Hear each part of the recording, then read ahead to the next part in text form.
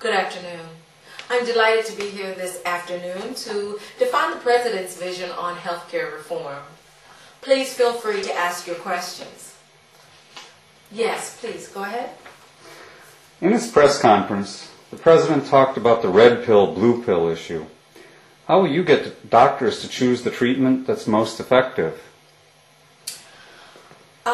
These choices will be made for them. The President's vision has three components. One, the Independent Medical Care Advisory Council. Two, the electronic control system. And three, rigorous enforcement. The Advisory Council will determine the allowable care for all medical conditions, and they will publish medical best practices that every doctor must follow. Sounds like enforcement will require a huge army of bureaucrats if they have to police every healthcare provider in the country. No, it won't. That's where the electronic control system comes into play. We're bringing all doctors into the computer age and connecting them directly to Washington via the internet. A high-tech computerized system will supervise every aspect of medical care. We call it total care control. Because of that, we won't need an army of bureaucrats. Can you give us an example of how that would work? Certainly.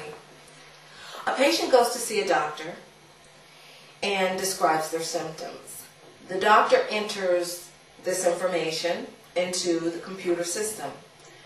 The computer system searches its databases and determines what tests are required.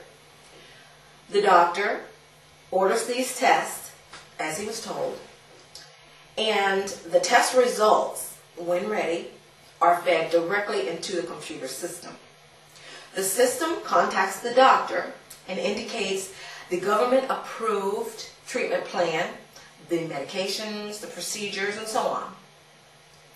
Everything will be done according to medical best practices, as defined by the Advisory Council.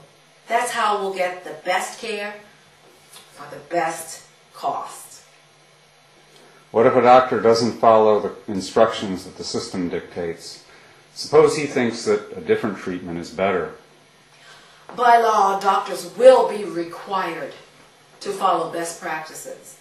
For those who deviate, there will be gradually increasing penalties. First, there will be a warning.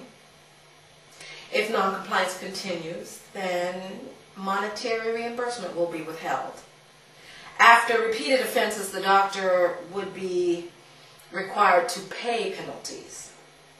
And if disobedience persists, jail time will result.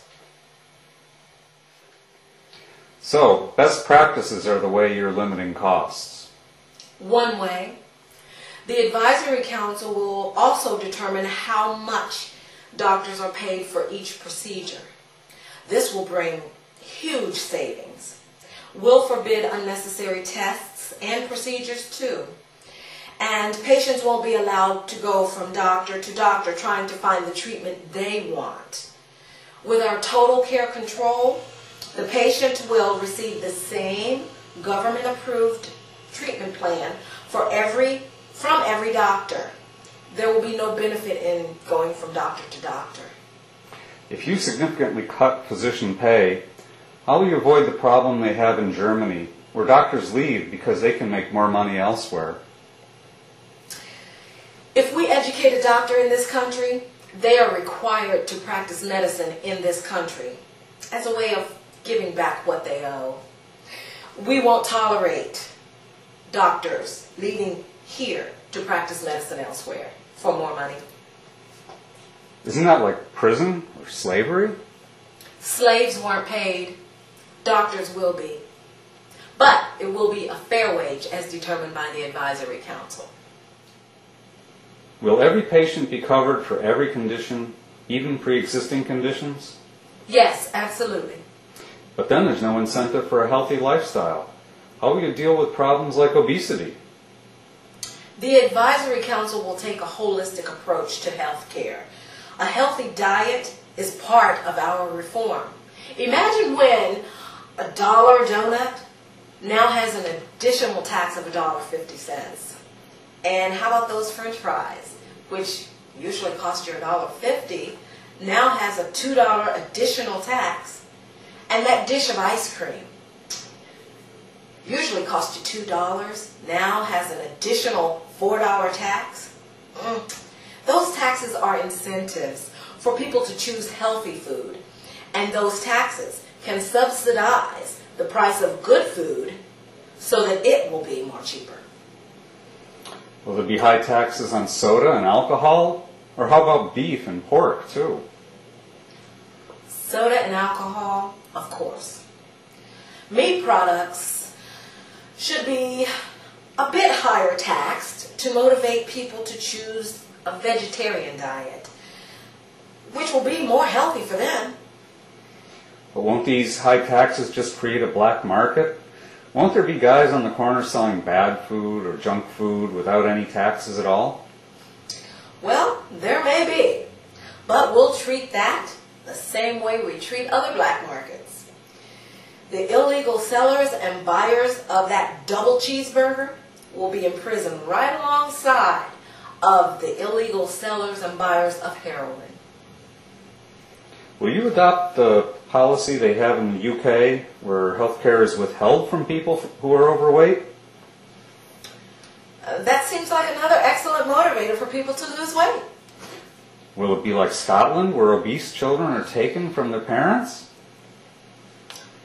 If the parents neglect their duties to supervise their children's diet, then the state must step in to protect the child. And this may include removing the children from the home. It's for their own good. What about other aspects of lifestyle? Physical activity, exercise?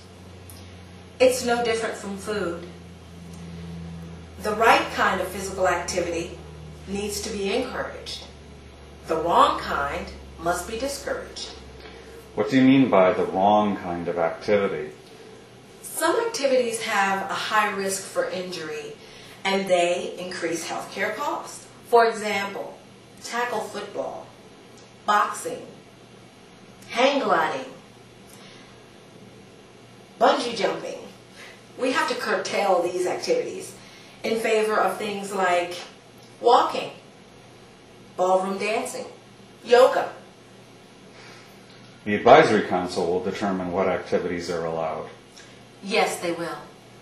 So tackle football, for example, may become illegal. Yes, it may. But that decision will have to come from the advisory council, not from me. And they'll also set the taxes on unhealthy food? Yes. Won't the advisory council be influenced by lobbying from all kinds of groups, doctors groups, industry groups, sports groups, and so forth? We cannot allow that to happen. The membership of the advisory council will have to be a state secret and will be treated as such. We don't want anyone to be able to bribe or threaten a member of the council. They'll have to meet in secret as to not be inappropriately influenced by anyone.